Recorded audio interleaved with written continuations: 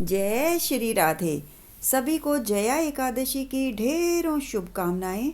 सभी सुनने वाले भक्तों की जय हो। आप सभी का अध्यात्म कथा सागर चैनल पर स्वागत करती हूँ। आज की वीडियो में हम माघ मास के शुक्ल पक्ष की जया एकादशी के व्रत की कथा और उसका महात्म सुनेंगे। अंत में हम भगवान विष्णु की आरती भी गाएंगे। सर्व सिद्धि प्रदायक माघ मास के शुक्ल पक्ष की एकादशी का नाम जया एकादशी है। इस व्रत में भगवान कृष्ण की केशव नाम से पूजा की जाती है। इस व्रत को करने वाले को भूत प्रेत पिशाच आदि निकृष्ट योनियों में जाने का भय नहीं रहता और अनेकों जन्म के पाप नष्ट होकर इस लोक के सभी सुख प्राप्त होते हैं और अंत में शरीर त्यागने पर मनुष्य को वैकुंठ धाम प्राप्त होता है। भगवान श्री कृष्ण सभी मनुष्यों का उद्धार करना चाहते थे, इसीलिए उन्होंने युधिष्ठिर को माध्यम बनाया और मनुष्यों की भलाई के लिए उनको सभी एकादशियों का महात्म व्रत विधि और उनकी कथा सुनाई। धर्मराज युधिष्ठिर ने भगवान श्री कृष्ण से कहा, हे जनार्दन, आपने माघ मास के कृष्ण पक्ष की षटतिला एकादशी का अत्यंत सुंदर वर्णन किया।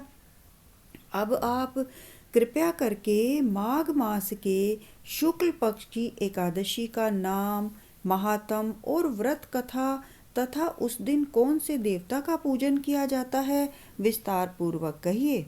श्री कृष्ण भगवान बोले, हे पांडुपुत्र युधिष्ठिर, इस एकादशी का नाम जया है। इसका व्रत करने से मनुष्य ब्रह्म हत्या आदि अनेक पापों से छूट जाता है और मनुष्य के मन में भगवान के प्रति प्रेम उत्पन्न होता है और अंत में वह वैकुंठ धाम जाने का अधिकारी बन जाता है। अतः सभी मनुष्यों को यह व्रत विधि पूर्वक अवश्य ही करना चाहिए। इसके बाद कहने लगे कि अब मैं तुम्हें एक पौराणिक कथा सुनाता हूँ, तुम ध्यान पूर्वक सुनो। एक समय की बात है, देवराज इंद्र स्वर्ग में राज करते थे और अन्य सभी देवगण सुखपूर्वक स्वर्ग में रहते थे। स्वर्ग के राजा इंद्र अपने नंदन वन में समय समय पर अप्सराओं के साथ क्रीड़ा करने जाते रहते थे।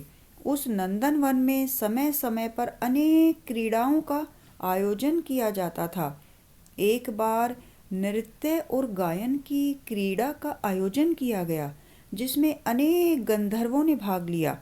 उसी क्रीड़ा के समय माल्यवान नाम के एक गंधर्व और पुष्पावती नाम की एक अप्सरा ने ठीक से उस क्रीड़ा में भाग नहीं लिया, अर्थात वे अपने में ही खोए रहे और जब उनकी गायन और नृत्य की बारी आई तो वे अशुद्ध भाव भंगिमाओं का प्रदर्शन करने लगे। यह देखकर इंद्र को क्रोध आ गया और इसमें इंद्र ने अपना अपमान समझकर इन दोनों को श्राप दे दिया कि तुम दोनों मृत्युलोक में जाकर पिशाच का रूप धरकर अपने कर्मों का फल भोगो। इंद्र का श्राप सुनकर ये दोनों अत्यंत दुखी हो गए और हिमाचल पर्वत पर पिशाच बनकर अपना जीवन व्यतीत करने लगे। उस स्थान पर इतनी सर्दी थी कि उन्हें रात दिन एक क्षण भी निद्रा नहीं आती थी। उनके दांत सर्दी से कटकटा रहे थे। वे आपस में दोनों बात करने लगे कि न जाने हमने पिछले जन्म में ऐसे कौन से पाप किए हैं जिससे हमें इतनी दुखदायी यह पिशाच योनि प्राप्त हुई है। देवयोग से अगले दिन माघ मास के शुक्ल पक्ष की जया नाम की एकादशी आई। उस दिन इनके पास खाने के लिए कुछ भी नहीं था। इस दिन इन दोनों ने कुछ भोजन भी नहीं किया और न ही कोई पाप कर्म किया। ये दोनों अत्यंत दुखी मन से पीपल के वृक्ष के नीचे बैठे रहे। इन दोनों का उस दिन एकादशी का व्रत हो गया और रात्रि भर सर्दी के कारण इनको नींद भी नहीं आई। ये दोनों बैठे रहे और इनका जागरण भी हो गया। दूसरे दिन व्रत और रात्रि जागरण के प्रभाव से इनकी पिशाच देह छूट गई और ये अत्यंत सुंदर वस्त्रों तथा आभूषणों से अलंकृत होकर इन दोनों ने स्वर्गलोक को प्रस्थान किया। उस समय आकाश में देवगण तथा गंधर्व उनकी स्तुति करने लगे तथा पुष्प वर्षा करने लगे। स्वर्ग में जाकर उन दोनों ने देवराज इंद्र को प्रणाम किया। इंद्र ने इनको उनके प्रथम रूप में देखकर अत्यंत चकित होकर पूछा कि तुम दोनों ने अपनी पिशाच योनि से किस प्रकार छुटकारा पाया, सब हाल मुझे बताओ। यह सुनकर माल्यवान बोले, हे देवेंद्र, भगवान विष्णु की कृपा और जया एकादशी के व्रत के प्रभाव से हमारी पिशाच देह छूटी है। तब इंद्र बोले, हे माल्यवान, भगवान की कृपा और एकादशी के व्रत करने से न केवल तुम्हारी पिशाच योनि छूट गई है, वरन हम लोगों के भी तुम वंदनीय हो गए हो। भगवान विष्णु और शिव के भक्त हम लोगों के लिए भी वंदनीय हैं। यह कथा सुनाकर भगवान श्री कृष्ण अंत में कहने लगे कि हे राजा युधिष्ठिर, इस जया एकादशी के व्रत से बुरी योनि छूट जाती है। जिस मनुष्य ने इस एकादशी का व्रत किया है, उसने मानो यज्ञ, तप, दान आदि सभी पुण्य कर्म कर लिए हैं। जो मनुष्य जया एकादशी का व्रत करते हैं, वे निश्चय ही जीवन में सभी सुखों को भोगकर अंत में शरीर त्याग कर वैकुंठ धाम को जाते हैं।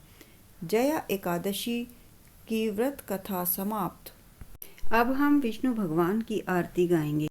ओम जय लक्ष्मी रमणा, श्री जय लक्ष्मी रमणा, सत्यनारायण स्वामी जन पातक हरणा। ओम जय लक्ष्मी रमणा, रतन जड़ित सिंहासन, अद्भुत छवि राजे स्वामी, अद्भुत छवि राजे। नारद करत निराजन, घंटा ध्वनि बाजे। ओम जय लक्ष्मी रमणा, प्रगट भये कलि कारण, द्विज को दर्श दियो स्वामी, द्विज को दर्श दियो। बूढ़ो ब्राह्मण बन कर कंचन महल कियो। ओम जय लक्ष्मी रमणा, दुर्बल भील कठारो, इन पर कृपा करी स्वामी, इन पर कृपा करी। चंद्रचूड़ एक राजा, जिनकी विपत्ति हरी। ओम जय लक्ष्मी रमणा, वेश मनोरथ पायो, श्रद्धा तज दीनी स्वामी, श्रद्धा तज दीनी। सो फल भोग्यो प्रभु जी, फिर स्तुति कीनी। ओम जय लक्ष्मी रमणा, भाव भक्ति के कारण छिन छिन रूप धर्यो स्वामी, छिन छिन रूप धर्यो। श्रद्धा धारण कीनी, तिनको काज सर्यो। ओम जय लक्ष्मी रमणा, ग्वाल बाल संग राजा, वन में भक्ति करी स्वामी, वन में भक्ति करी। मन वांछित फल दीनो, दीन दयाल हरि। ओम जय लक्ष्मी रमणा, चढ़त प्रसाद सवाया, कदली फल मेवा स्वामी, कदली फल मेवा।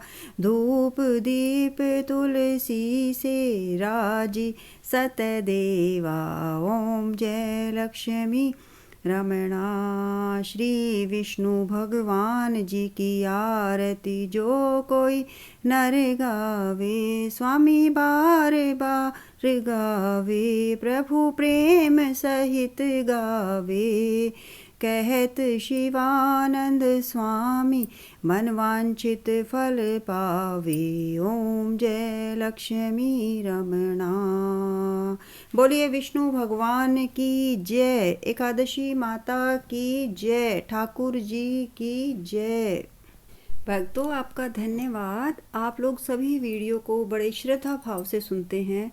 इस वीडियो को भी शेयर करें, लाइक करें और कमेंट बॉक्स में भगवान श्री विष्णु की जय अवश्य लिखें। धन्यवाद।